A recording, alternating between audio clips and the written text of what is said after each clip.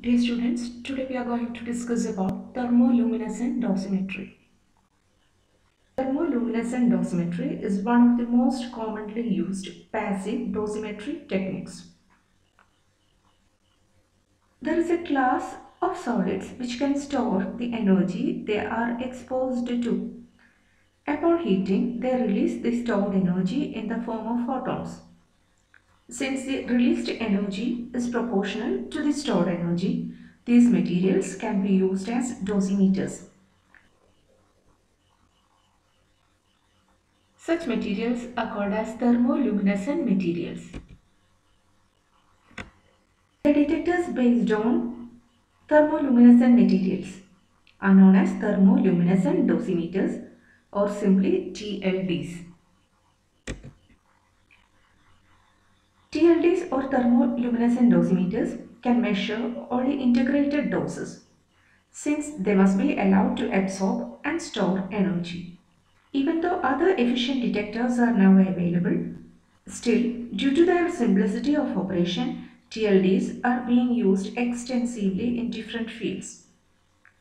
For example, radiation workers are required to wear badges made of some TLD materials, some thermoluminescent material, whenever they are working in an environment where radiation is higher than the normal background level.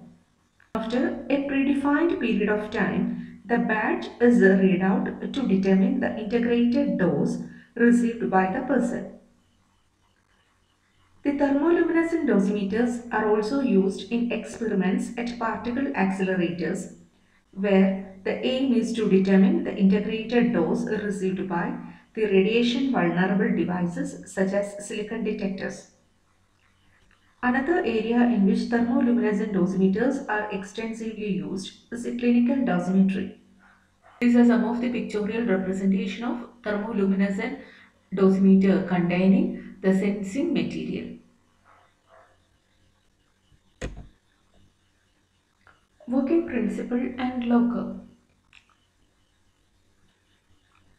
Thermoluminescent materials save information by trapping the electrons and holes in the lattice defect sites.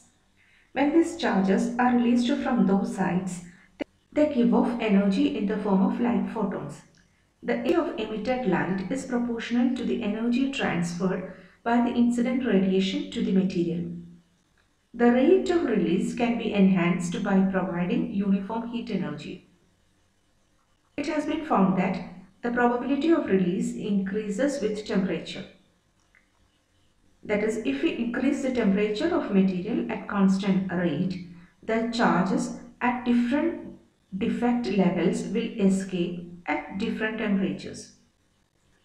Hence, a plot of output light intensity versus temperature should show different peaks corresponding to charges stored at different levels.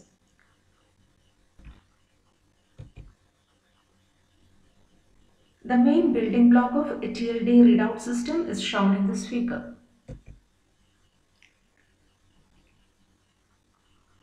Here the material is slowly heated by a heater supply. The emitted light is filtered and then detected by a photomultiplier tube. The temperature of the material is recorded through the thermocouple.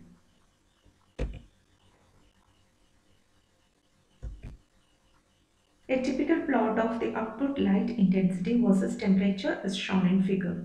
Such a curve is known as glow curve. Different peaks in the curve corresponds to the defect energy levels of the material. The total area under the curve is proportional to the total absorbed dose. Next is about the advantages and disadvantages of thermoluminescent dosimeter. So, advantages. There is no electronic circuitry. A thermoluminescent dosimeter does not require any high voltage or readout circuitry. It essentially acts as a memory device from which the information can be retrieved offline using a thermoluminescent reading device.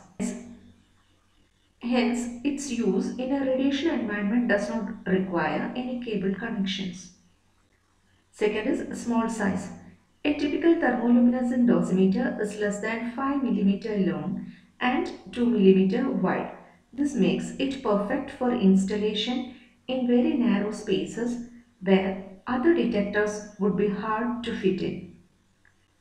Third one is wide dynamic range. General thermoluminescent dosimeters can record doses in a wide range. Thermoluminescent dosimeters also has some undesirable characteristics that do not allow them to be used in certain situations. So, disadvantages of thermoluminescent dosimeters. First is dose rate. Thermoluminescent dosimeters cannot be used to measure dose rate, but the average dose rate can be estimated by dividing the absorbed dose by the exposure time. For accurate dose rate measurements, an electronic detector is more suitable. Second is types of radiation. There is no universal thermoluminescent material that can be used to measure dose from all types of radiation. For example, there are some very good materials that measure dose from gamma rays, but they are not good for neutrons.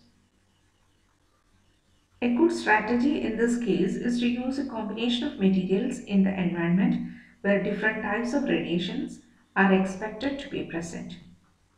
That's all. Thank you.